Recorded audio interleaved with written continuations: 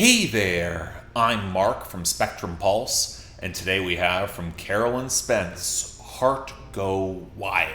One of the most frustrating things I've observed with certain musical acts is a ceiling of consistent greatness. And that can feel a little like a paradox, right? If you've got an artist who delivers excellence time and time again, great album after great album, you want to savor that, especially given how often so many will fall off for stupid reasons. But there is some nuance there. If you put on the album and you know in your guts what you're getting, the formula's established, the themes are robustly defined, the production's well balanced, often very tasteful, the floor of quality is so high, but it's also exactly what you might expect. You'll hear teasers of transcendence or a surprise, but that's just it. Teasers, a half step removed from being among the best of a given year outside of fleeting songs or moments, because again, you may have heard it so many times before. Carolyn Spence is among the indie country singer-songwriters who kind of fall near this territory for me. Soft-focused dream country production, husky cooing vocals, writing that can be painstakingly self-aware but also emotional and gripping. But I've always been left wondering if she's got that next gear to be among the top contenders outside of isolated songs, like Softball or Wait on the Wine or Mary Oliver, especially after finding her 2022 album True North to be a bit of a sleepy step back away from mid-condition in 2019. I get it given the time in which it was written, but still. So I was not surprised when the reviews were very strong for this album. In a slow and often frustrating year for country,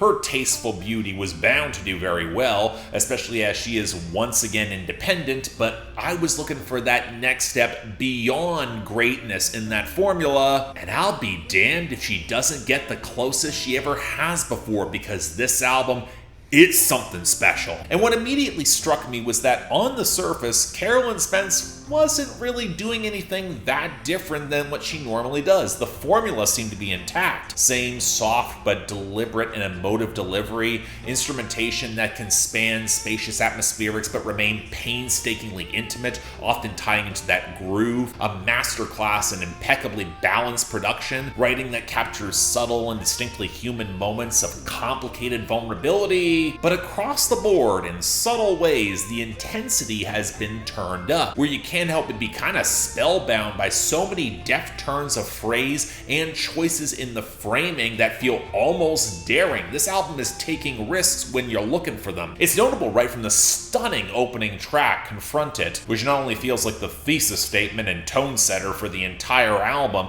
in the frail clicking acoustics and the aching piano with that ever-present but defined bass groove. The framing sets up a tentative but necessary complexity, not just in the numb expanse of trauma for a relationship that might be abusive or just neglected and loveless that's held just below the surface. I mean, you're carrying on, but then trying to muster the courage to actually step into the uncertain brink. That could end it all. Also rebuilding her own self-esteem, where the final hook shows her making that choice, but then doesn't give an easy out. To open up your album in this state reminded me, of all things, of what Clips did this year with The Birds Don't Sing, because it's such a stark setting of very heavy emotional stakes and framing. There's no time, no warning. Your heart is gonna have to take the plunge. Detachment's not an option. It's all on the table. As such, where Heart Go Wild might stumble a bit are the songs that can't immediately match that sense of scale or emotional intensity, like the more upbeat and playful Soft Animal with the choppy jangle and the more slapdash kind of loud percussion,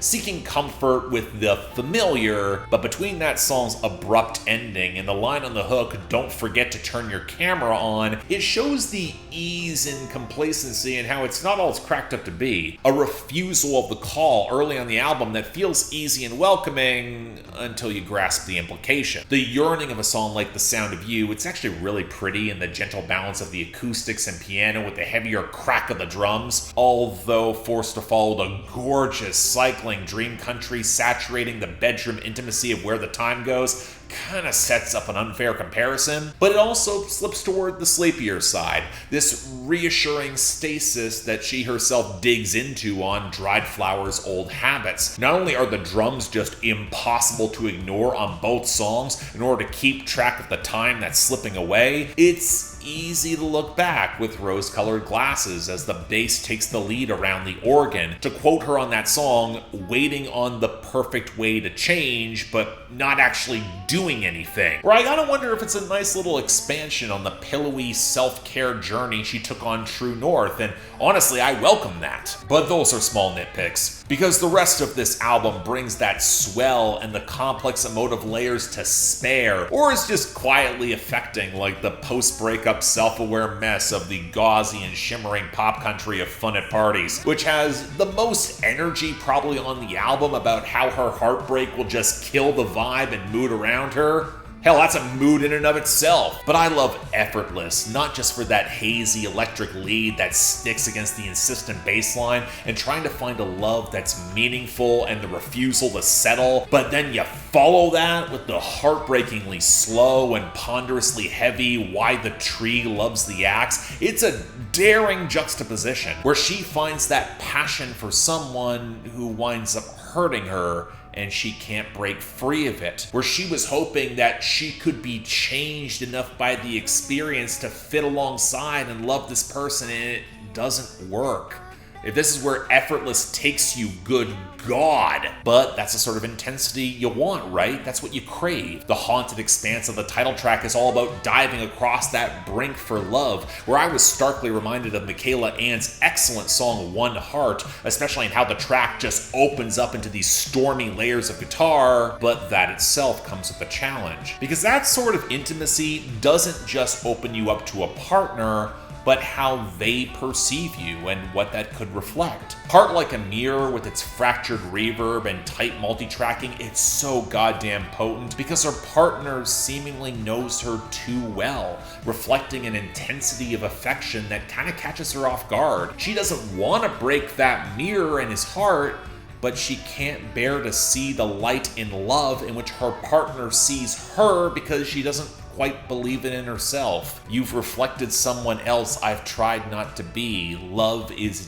daring to be seen. So then ending off the project with melancholy and heartbreak is kind of tough to swallow. Leaving Now sees her find some confidence in her music and her art, but then it's dismissed by a partner, where she knows she's going to be devastated, but for the first time, she's got her self-esteem. She can see herself clearly, albeit in pieces at the steady bass, the pianos, and the sputtering guitar that seems to be running through a spooling tape deck is accentuated by all that lonely, negative space. And then the album ends with Where the Light Gets Through, the post-breakup musing where it just wasn't meant to be. They both know it, no blame assigned. And she hopes for some vestige of that love-struck spirit sticking around, with a part of her that actually feels better imagining how her ex might see her now. Where across the album it's left ambiguous whether or not that's for better or worse. An uncertainty that still feels melodically stirring around the soft-focused pianos and the acoustics that breaks into this terrific swelling hook, and then the outro that sounds like something the War on Drugs would have done around a deeper understanding. It helps accentuate everything about how much that love can mean, not just in terms of the connection, but for herself. As that piano will end out the track, it's a truly fantastic closer. But in short, yeah, of course it's going to be slept on. This is indie dream country from a criminally underrated unknown artist where I'm the only critic on this platform who's talked about her. So this is also up for me to advocate.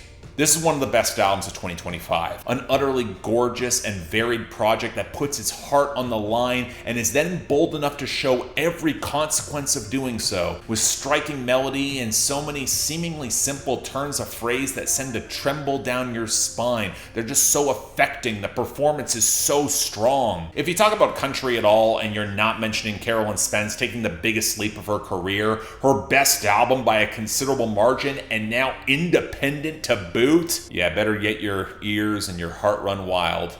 This is really special. Y'all need to hear this. Check it out. So yeah, thanks a lot for watching. If you want to see more, please be sure to like, share, drop comments, subscribe. I gotta be honest, it is a little discouraging that I know the vast majority of people are not going to check out this album, but you really should. It's special. Again, the varied production. If you are a fan of Casey Musgraves, Michaela Ann, Emily Scott Robinson, maybe even a little Laurie McKenna, I think you get a lot out of this. It is so great.